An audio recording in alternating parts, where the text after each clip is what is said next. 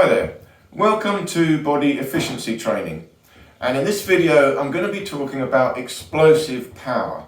How can we efficiently create power in our body and release it safely? It's developed internally, it comes from inside your body and is expressed outwards. You can see this even in a boxer. When a boxer does his little warm-up, what they're doing is generating a little twist and counter twist in their body and releasing that out relaxed arms. Now it's interesting to notice that the greater the power you release, the harder it is to control it. So I never really release full power. I'm only going up to maybe 50% because there is a real risk of injury. I can generate so much power in my body that at the end of my hand, that if I hit something, I'll smash my hand, I'll break every bone in my hand.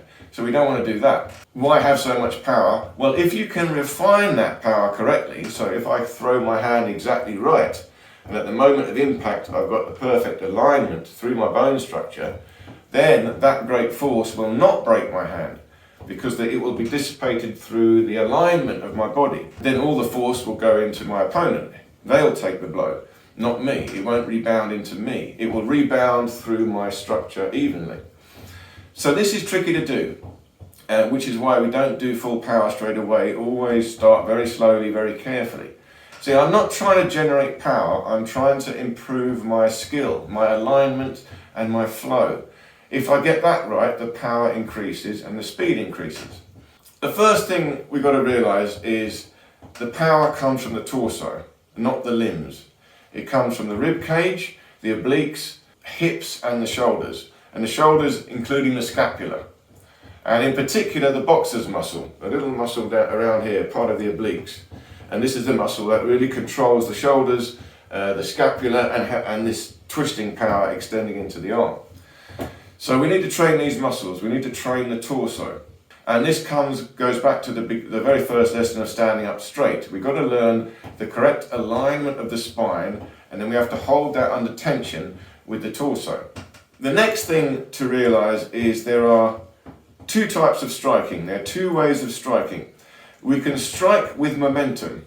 Okay, so this is like throwing a tennis ball. If you're walking along a park, someone throws a tennis ball and this tennis ball hits you, it's hit you with momentum. But there's no structure behind the ball, it's just free. And then there's structure-based striking. So that is more like a push. You have to push with your structure. And if you push very fast, it becomes a strike. So now this will be like if you're walking along in a park and someone had put a scaffolding pole like this in the ground and maybe another one here. So there's a solid scaffolding pole in the ground. You're walking along like this and you just bump your head into this scaffolding pole. So this will be like being hit with a structure-based strike. So there's two things going on here. So in body efficiency we have three practices. One is alignment, the other one is tension, and the other one is relaxation. The third one is relaxation. So relaxation would be a momentum strike, throwing a tennis ball. So you throw your tennis ball to hit the other person, but what is a tennis ball? Is your fist. So you throw your body through a kinetic chain, which must be relaxed. And in the last minute, every joint extends, and even the wrist just extends away from the forearm. So there's a stretch. It's like you're detaching your fist away from your body. You're throwing it off like a tennis ball. And at the moment your fist just detaches, that's the moment of impact. So there's no structure required behind it. It's just pure relaxation. It's timing and flow. You have flowed a kinetic chain like a whip through you, and it's gone through your joints, and at the last moment it's hit the person. So it's important to notice that this is distance dependent. You have to hit them at the right distance because the moment of impact is distance related. In the other one, structure-based striking, now this is tension. You have to hold your body in the right alignment, absolutely perfect. And then with your structure, you can release a force out or receive a force. So the person might be coming forward, you just lock up just right, and their force goes right back into them, you see. So this is tension and this is pushing, and we mentioned it in the last video introduction, is a hydraulic power. It's like hydraulics, like you're squeezing fluid through your body. There's these two types of striking, structure-based striking and momentum-based striking. And in fact, we've got anywhere between the two, a mixture of the two. And mostly we're going to be doing a mixture between the two. So that's the reality of a fight. The reality of a fight, you don't know what you have to do. You might have to move, you might not have a chance to be solid, you might have a chance to be solid, strong. So you've got to be able to be fluid and change, chop and change between these. These are both studies of efficiency. So a perfect momentum-based strike is highly efficient. Your body is relaxed, and you flow a kinetic chain through your body, and at the last minute the extension comes and hits the person. Very little effort required. The effort is in maintaining the alignment and the fluidity of that strike. And then the second one, push striking or structure-based striking, requires again a perfect alignment. So the alignment is held with the dynamic tension in the joints, the dynamic tendon isometrics as I call it.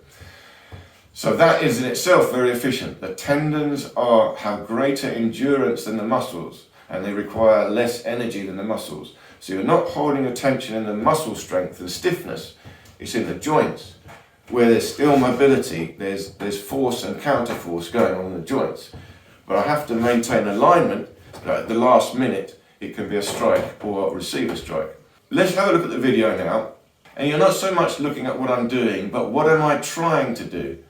What am I trying to do? I'm trying to achieve efficiency. I'm trying to get my alignment right, my structure right, and the flow of energy or force from my core outwards right. One last thing is worth mentioning. In the core, this training of the core strength, from the rib cage to the obliques and the alignment of the spine, this is not dependent on standing up on the ground, it's on standing up.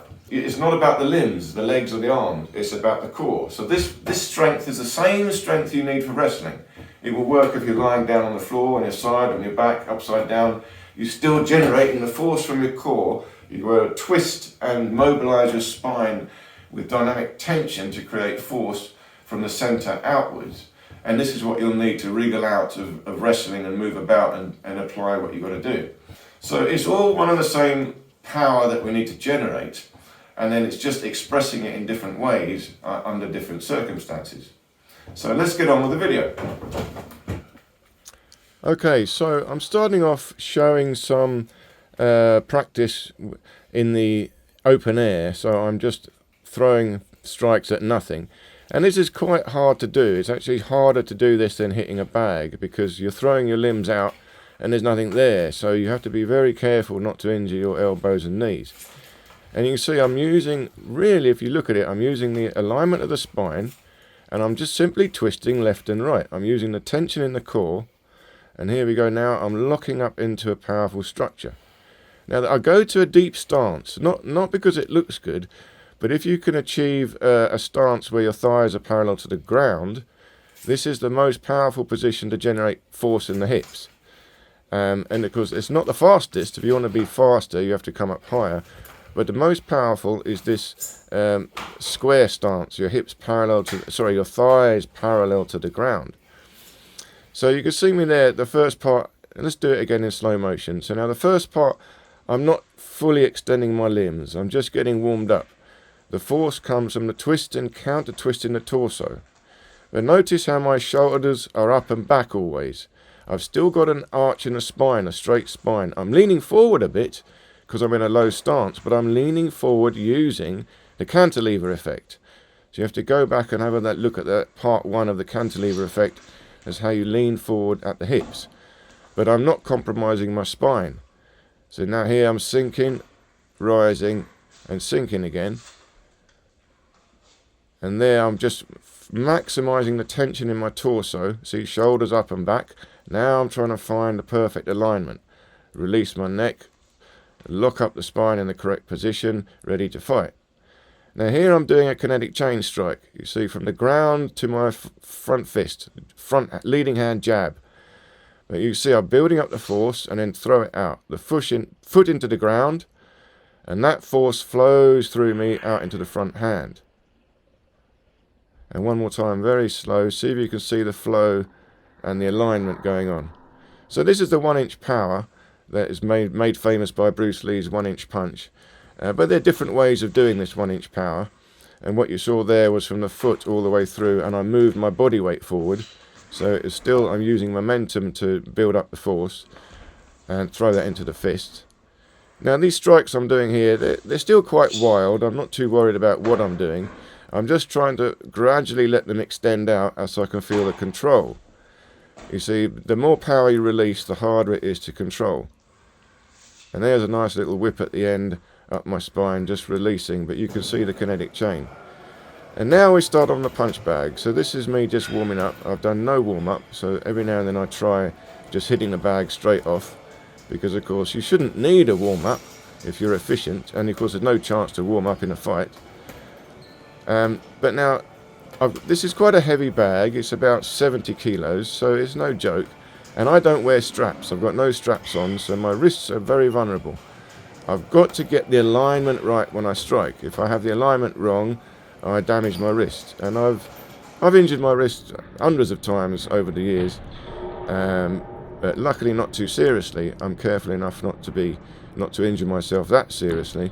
And I've developed a skill of reducing the power in the punch if I can feel the wrist went wrong. And right there it went wrong. I don't know if you see it, but go back and see it. The wrist was a slight wrong angle, and I get a twist in the wrist. And if at that point, if the power continues, you're going to injure your wrist. But I've got enough control in the kinetic chain that at the last minute I can take the power off, so I don't injure myself if the wrist goes wrong. And now we're warming up the legs. You see there's a bit of turning kicks and front kicks. And the secret in kicks is the alignment of the hips. Here's the front kick. I've got to align the back hip to the front hip and then extend out. Now that kick was not bad, but I shifted slightly back. So the alignment wasn't quite right. So at impact you could see me move back. Now this one's a bit better. I didn't move back, only the bag moved. And then I double strike on the retreat. But you can see how I use the kinetic chain flow. And this is a hook punch, but these are relaxed arms. This is a relaxed strike. See the shake in my arms all the way to the back. The muscles are loose. All the power comes from the hips, goes up through the spine and into the strike. And you might also notice my back is quite straight. You know, I'm doing kickboxing here, but when I'm doing boxing, it's a bit more like the old-fashioned Queensberry rules boxing. You're standing up nice and straight with a straight spine, and your shoulders are up and back. See, modern boxing is a bit more hunched forward, which is fine. That's more defensive. But if you can maintain a vertical aligned spine, the pivot is more efficient. You can swivel much faster, generate much more power. Okay, it requires a bit of courage because your head is up, but there's no reason that you can't hunch forward as well. It's just you've got to be able to do both. And again, you have extra reach if you can maintain this stretch and the correct alignment of your spine. Now here I'm practicing the back kick, and that one again wasn't too bad, but you can see I just had the distance wrong. So I hit before my full extension, and then some of the force rebounded and made me move. Now these are getting better. But this is a complex kick. The kinetic chain here is I've got to move forward, I've got to spin, and then I've got to throw my leg out. And all that's got to happen in sequence. Now we're doing two punches, the lead hand jab and the overhand cross. Now here's the overhand cross. Now look at the kinetic chain from the back leg through the hip to the spine, a roll in the rib cage and the shoulder, and I throw it out. It's very relaxed, very efficient, and I'm getting quite a lot of force against this 70 kg bag. Now here you can see the structure for the jab and the kinetic chain roll for the overhand cross. And now look at this, super slow motion. This is the lead hand jab. Now watch the movement from the front hip up to the front shoulder. And here's the overhand cross. So now I've got a full body twist enabled in the overhand cross. Now the overhand cross is the most powerful punch your body can generate. It's not the fastest. The fastest is the lead hand jab. So these two punches, if you get them right, are the most efficient. The lead hand jab with the correct kinetic chain, it's not easy to do, is the fastest punch. And the overhand cross with the kinetic chain is the most powerful punch your body can do. You've got to think of a tennis serve, how fast a tennis ball is served. Overhand cross. Or even a javelin thrower. Think about how throwing a javelin. When I'm throwing the overhand cross, it's like I'm throwing a javelin. And the javelin is my forearm. The tip of the javelin is my fist. There, I threw the javelin. and the javelin then goes into the bag. It's all in the kinetic chain and the flow. I've got to get the alignment right and the relaxation right. And again, if the alignment goes wrong, you break your wrist. So you've got to be very, very careful. And I'm not trying for power. There's a lot of power here. There, the wrist bent. You just saw it. But I took the pressure off so I didn't injure my wrist and come in with another one. And that one wasn't too good either. That was a good one. So I'm not trying to hit hard. I'm not even trying to hit fast. I'm just practicing the alignment and the kinetic chain. And when it comes right, when it moves easily, the speed comes naturally and the power comes naturally. I'm not trying for it. So I'm not really getting out of breath here. I'm doing a lot of powerful strikes, but I'm not really out of breath. I'm generating heat, but my movements are very efficient. Now I practice the lead leg hook kick, which you see here, because I'm trying to practice the full range of motion of my hip. And I've got to create a backwards whip. A high turning kick is easier than this. Now you see the whip has got to go backwards. I've got to pull my hip back, and then I've got to be able to rebalance and come back in with a turning kick. So this is all about balance and the flow of the front hip. Now we go to side kick. So this is, again, a similar tricky kick. You've got to stand side on and align both hips. So the lead leg hip has got to line up with the back leg hip, which lines up with the floor. So if you look at it, I'm pushing the floor through my hips into the bag. Watch. Floor, hips, bag. And the bag moves, I don't. So that was a good alignment. In fact, I'm hitting with the ball of the foot. So I'm not doing the same kicks quite that everyone else is doing. There are subtle differences to what I'm doing here. And in fact, you can do anything as a kick. I'm just practicing these few kicks because they are the optimum for particular movements. These are the most efficient ways of generating that force. But any kick at any angle, anywhere between, is going to work if you know the kinetic chain. Now here I'm doing shorter range power. So you saw me there building up, getting the alignment right. Now see the spine, it's still upright, or in the S curve. Hips are low, so hips are moving. My arms are quite out, so I'm not too worried about exactly what I'm doing, but I'm feeling it from the shoulders, the hips and the spine. Tension in the torso, and you see the kinetic chain flow between the hips and the shoulders. Now the more advanced version of this is this basic punch. Every martial artist will see this punch, and it's the most basic punch they all do. But it's not really a basic punch. This is highly, highly advanced training, very difficult to do. A forward structure stance, parallel leg, very difficult to get force. I've got to lock all the joints up. You see my shoulders still up and back. I'm not extending my shoulder too far forward. I've got a very short pivot in the spine, and it comes between the hips and the shoulders. And then I've got to control the arm out and lock up with tension at the point of impact. So that was a 70 kg bag, and I'm not moving, the bag is moving. Now again, short range power, a little bit more freestyle. But you see I'm getting shorter and shorter. So we're getting into, now this is structure based pushing strikes. So I'm pushing the bag, but I'm pushing it faster and faster so that each push is really an impact. Now another go at the back kick. See the back kick, I've got to have a spin. So there's a lot going on here, balance is required. There's the spin. And you can think of it like an old-fashioned slingshot. You know, I don't really know this, a rope with a little bag on it. You spin it round and round and you throw it and then the rock flies out. So this is turning a spinning momentum into a straight momentum, into a straight out kick.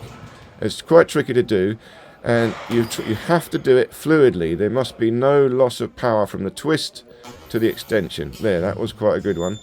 And I didn't move, only the bag moved. And again, there's the extension. I moved a little bit, so it could have been a bit better. But you're getting the idea, you see. I might do 100 kicks, or 50 kicks, but out of the 50 kicks, maybe 5 of them I think are quite good. The rest of them are all trying to be good. See, I'm not just doing this for the sake of it. Every kick I do is trying to increase my balance, alignment, and my efficiency. Now we're doing a bit of freestyle, again, short range striking. So I'm trying to keep the alignment. The torso is tight. I've got a movement in the hips. Shoulders are up and back. I've activated the rib cage in the scapula, and this is the boxer's muscle as well. I think it's the serratus anterior. It's one of the obliques. So this gives you this twisting power. But I'm doing this with dynamic tension and a bit of relaxation as well.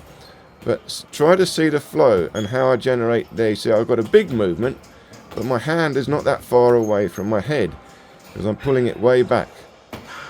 And we'll talk more about this in future videos. But this is quite a general film. I want to show you a bit of everything so you can get the idea of what I'm trying to do. Turning kick, side kick, that was a nice combo. Here's just a bit of freestyle play now. I'm trying to put it all together with balance, with flow, with alignment, with kinetic chain. And again, you'll see like Queensberry rules boxing. But look at every little movement, there's a kinetic chain behind it. And this last little sequence is quite nice. See the jab, front kick, back fist, overhand cross, and a jab on the retreat. Now I feint to the right, avoid, and come in with a strike, and again a double strike. And then finally a nice swing strike at the base. I lost the glove, but just tighten it up, shouldn't stop me. And I'm trying to see, you see the hips and the shoulders both throw out strikes, and they both come from the torso. Okay, thank you very much for watching. I hope you enjoyed the video, and see you in the next one.